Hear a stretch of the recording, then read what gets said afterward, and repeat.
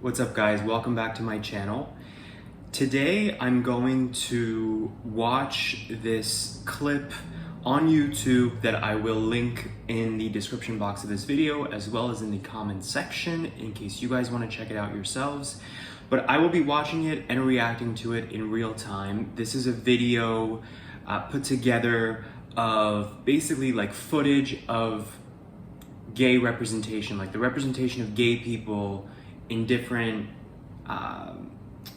movie clips. The idea is it's like chronicling depiction of gay people throughout time. I actually have a video on my channel from years ago, I want to say 2019, that was very time consuming. It was the hardest I ever worked on a video in terms of like time and energy spent on it, but it was a similar kind of concept where I put together clips over time in TV and film about the depiction of gay people to show sort of the evolution of how gay people have been depicted in media, in particular American media, and of course what effect that has on society on a larger scale. And of course it's like a chicken or the egg thing, right? Like how that affects society's view of gay people, but also how society affects media depiction as well, right? They go hand in hand. So I'm curious to watch this. As always, share your feedback in the comments as well. Always curious what you guys think. Where are we going? Well, you said you wanted to go slumming, so I picked a place to eat in the village. Only wild poets and anarchists eat there. It's pretty tough. And go dashing up and down the hall.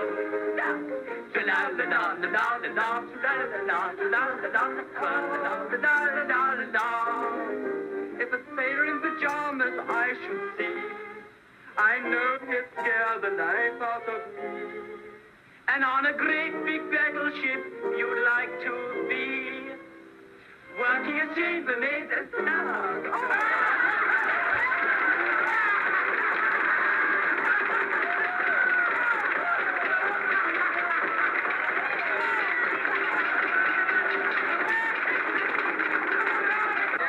So a few things. First off, the mention of sailors by those two presumably gay guys, right? Flamboyant gay guys.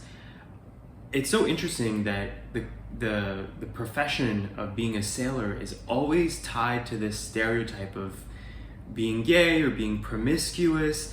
I guess there must be some kind of history with that I'm not familiar with. Like maybe that it's also like it became a running joke because sailors are always traveling port to port, right? So nomadic sort of lifestyle, I guess you could associate that maybe with a more like loose lifestyle, right? Because it would be hard to be, I guess, partnered to somebody who always has that kind of lifestyle of traveling all the time. But this gay association, I think, is really interesting. And in a recent video that I made, that concept came up again, that sailors were male prostitutes in the 30s, in the 1930s in London. Like you would just kind of know, if that's what you were looking for, that like the sailors were likely to be that.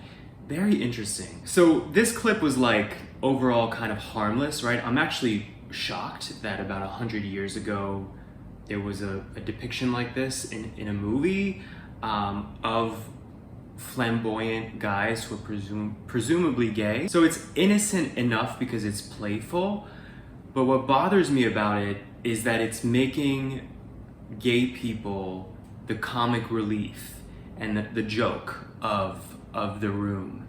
And that is something that I feel like historically has been done for so long with gay people, not just gay people, minority groups in general, right? With Black Americans, it would be the example of blackface, right? It's meant for comedic relief. And the issue with making a group of people the comic relief is that it kind of dehumanizes them and reduces them to a laugh rather than being multidimensional. So here's another one from the 30s.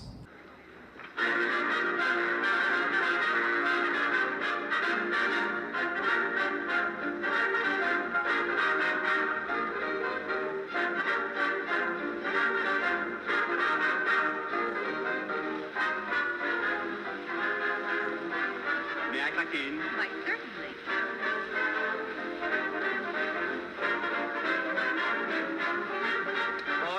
boys. See, that I like that. I find that cheeky and charming because it's unexpected, right? It's ironic. I like that. That's cute.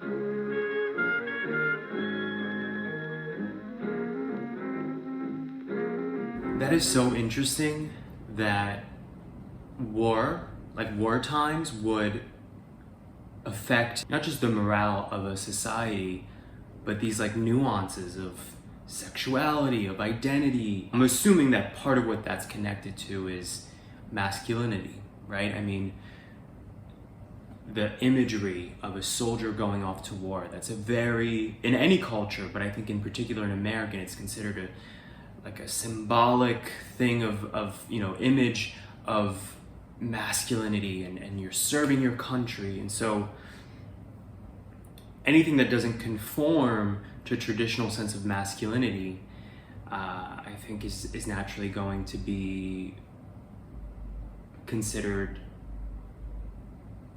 inadequate or not ideal. I feel like in general, war times are much about unification, and therefore it ends up also meaning conformity, right? And wanting everybody to be on the same page, even if it's forcing it out of them.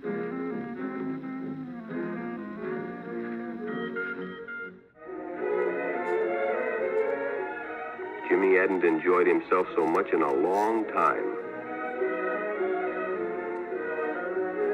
Then during lunch, Ralph showed him some pornographic pictures. Jimmy knew he shouldn't be interested, but, well, he was curious.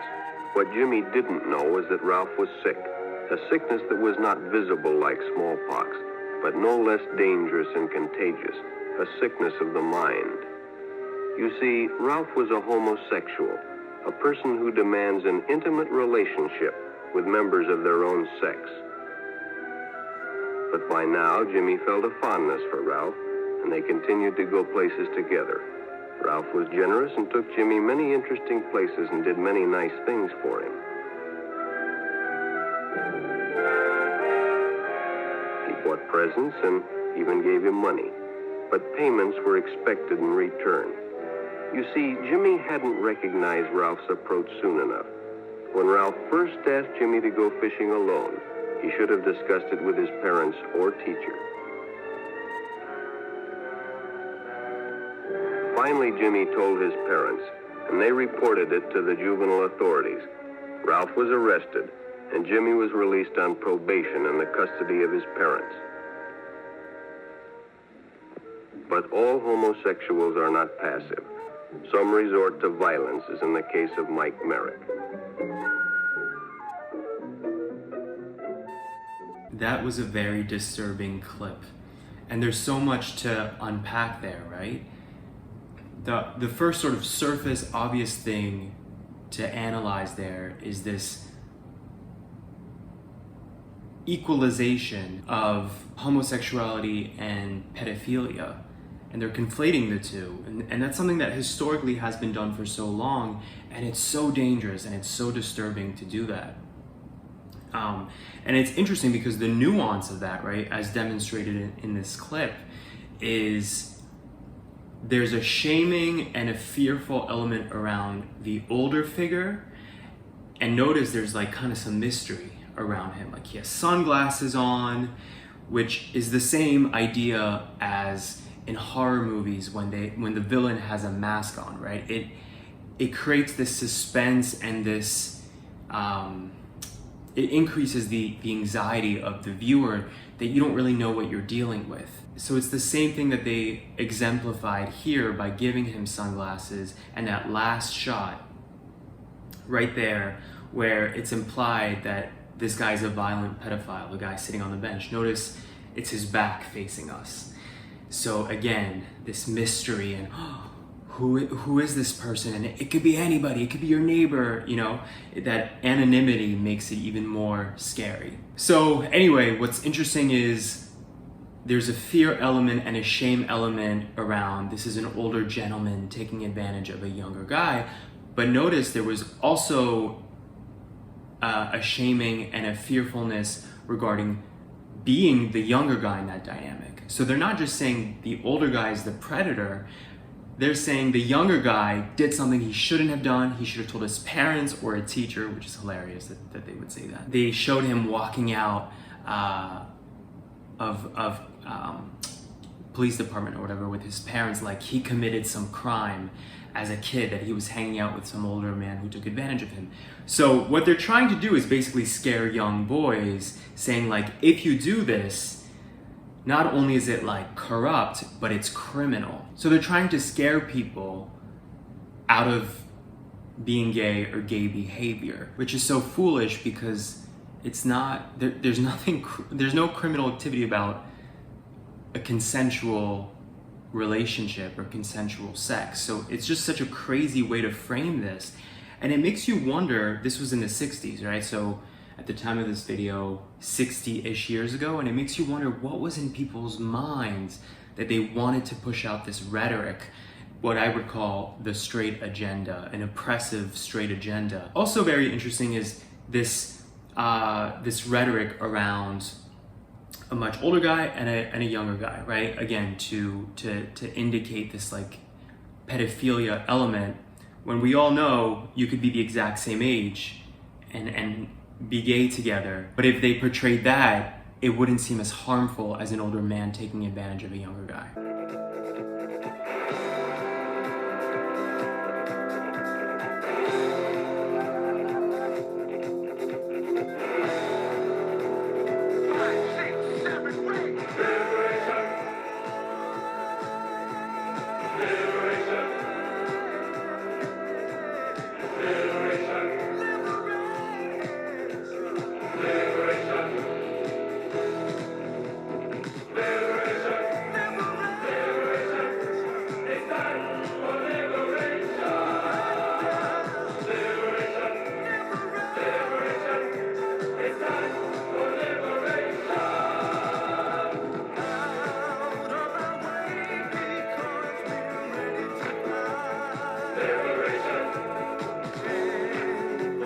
Wow, what a drastic difference as a clip, right, from the previous clips.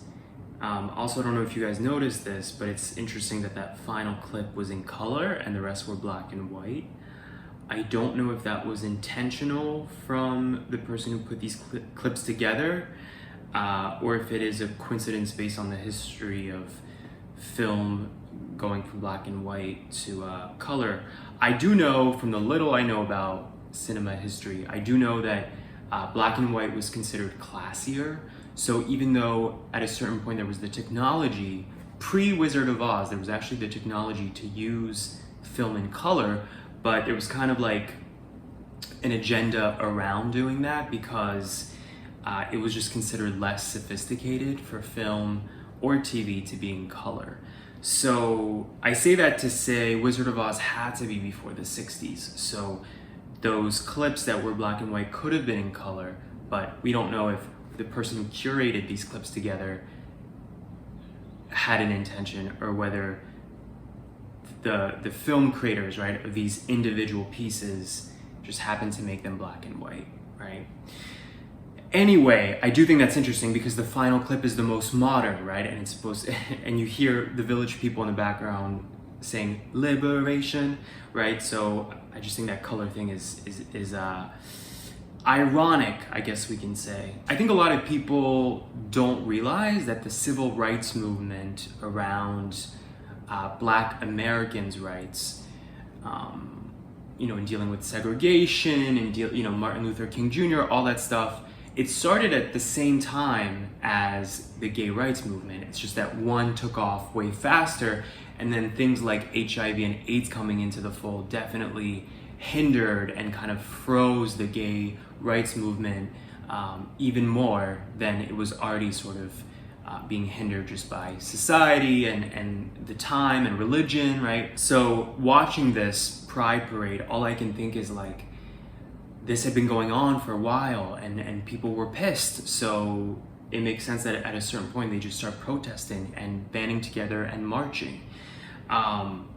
It is interesting watching a pride parade from the 70s, right? 50 years ago. You look at this and it looks so wholesome, right? People just marching in the street.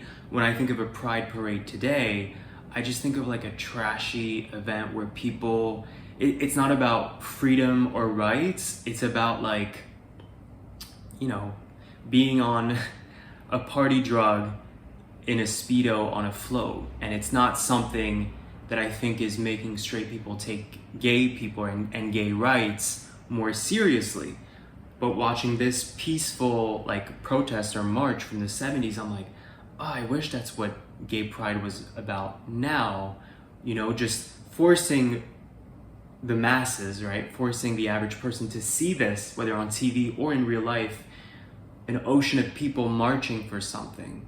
Just the power of what that represents. And I feel like a lot of that is lost today through what gay pride looks like today. And of course, today there's also the whole element of gay pride being commercialized through brands, right, for the sake of profit, which further diminishes the message of what these parades and this theme is supposed to represent. So putting all these clips together, the history you see is actually very much in accordance with the video I had made back in 2019. Maybe I'll put that video in the comments section as well and in the description box of this video for those of you who are curious. But I remember that from the research I had put into it and the videos that I pieced together, it was the same idea of gay people have kind of always been the comic relief, the joke of an otherwise straight drama or straight like heterosexual storyline, kind of like the token gay character, right? And then you see this evolution eventually of gay people or just LGBT people in general being the villains of society. And this wasn't shown here, but you also see eventually LGBT people being the victim, right? Especially with HIV and AIDS becoming a worldwide epidemic. Then you start seeing movies like Philadelphia or other depictions where gay people are essentially like the fallen, sort of the prey, the victim of society that have hate crimes against them and so on. So all of these depictions are negative, right? But some are more negative than others. I would say affiliating homosexuality with pedophilia, right? And making gay people the predator in these clips, that's probably the most dangerous out of all of these representations. The comic relief is not great. The being a victim and being prey is also not great. But being a predator, that's like one of the worst things you could be in society, really. But it was cool to see it end on the Pride Parade. As always, curious what you guys think.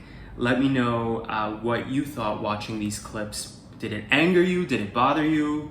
Are you like, typical, this is exactly what I expected? Let me know in the comments.